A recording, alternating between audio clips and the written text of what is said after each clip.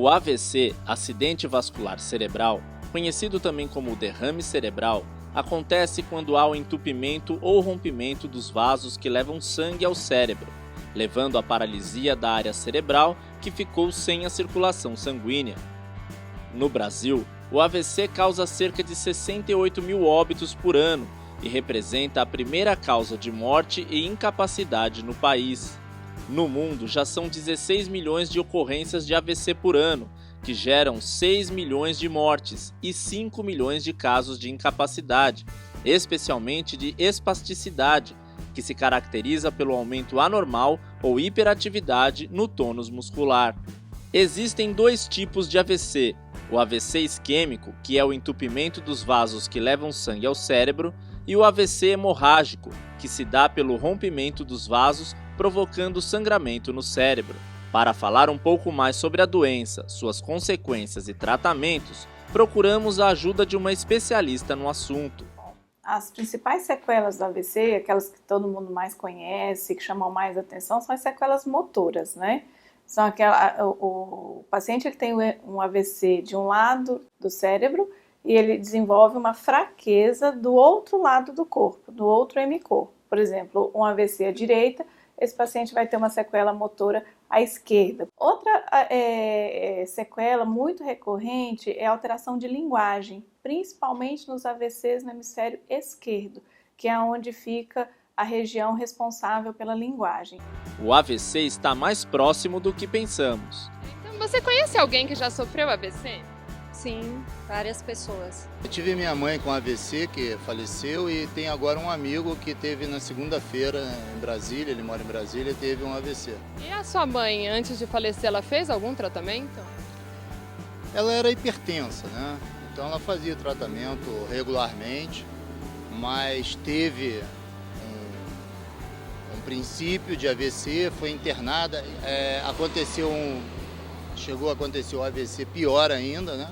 Ela ficou 2 anos em tratamento, mas não resistiu. Essa minha amiga faz tratamento, faz fisioterapia, faz ginástica, caminha e tem um apoio muito grande do marido, que tem uma paciência de Jó com ela. E depois do AVC, como proceder?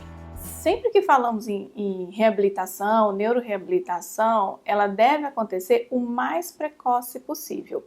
Isso quer dizer, tão logo o paciente tenha condições de participar de um programa de reabilitação física, digamos assim, e também de fonoaudiológica, de linguagem. Então, mesmo já na UTI, passado aqueles cuidados iniciais, muitas vezes no AVC grave, o paciente ele chega a ser internado em UTI, então já é indicado iniciar terapias com fonoaudiologia, com fisioterapia motora, e mais recentemente tem sido preconizado o uso precoce da toxina botulínica já no primeiro sinal de espasticidade, que é essa contração exagerada dos músculos após um AVC. De acordo com a Organização Mundial da Saúde, cerca de 30% dos sobreviventes de AVC desenvolvem espasticidade, que afetam sua qualidade de vida. A reabilitação do paciente de AVC é de extrema importância para a recuperação e que poderá contar com recursos terapêuticos para auxiliar na recuperação das áreas afetadas.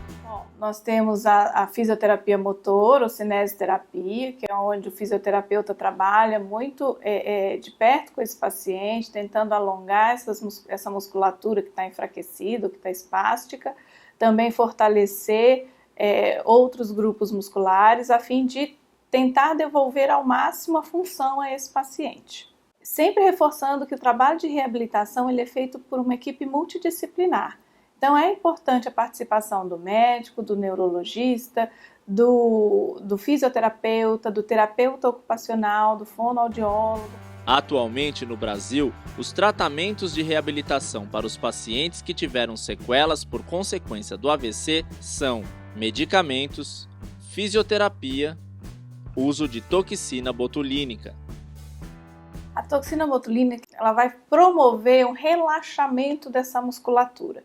Então, é sabido que por conta do controle inibitório do cérebro, no paciente com AVC, ele evolui com uma espasticidade. Então, isso impede muitas vezes a reabilitação, isso impede com que ele consiga abrir e fechar uma mão, isso impede a higienização desse paciente, isso causa dor, então é muito desconforto na reabilitação, enquanto ele está fazendo o trabalho de fisioterapia, o fisioterapeuta está trabalhando.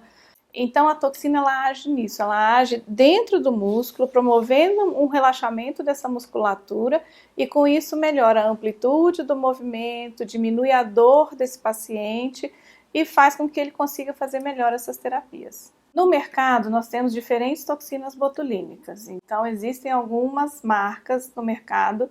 Todas elas têm um mecanismo de ação muito parecido e existe a questão do médico. Isso vai muito da experiência do médico, saber em qual toxina ele está mais acostumado a lidar, em qual ele tem mais experiência para lidar e mais segurança.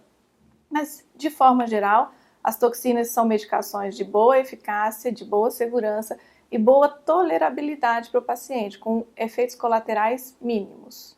No processo de reabilitação, não é apenas o médico e a equipe multidisciplinar que atuam na melhoria da qualidade de vida do paciente, mas também a família que deve apoiar e levar os exercícios de reabilitação para casa e para a rotina. Todo mundo trabalhando junto, os profissionais nos centros de reabilitação ou em casa e a família, principalmente, aí abraçando esse paciente e estimulando com todas as terapias disponíveis hoje, para que ele volte a ser inserido na sociedade, na vida cotidiana, como ele tinha pré-AVC. Muitas vezes a normalidade ela não consegue ocorrer, devido ao dano, devido à extensão da lesão.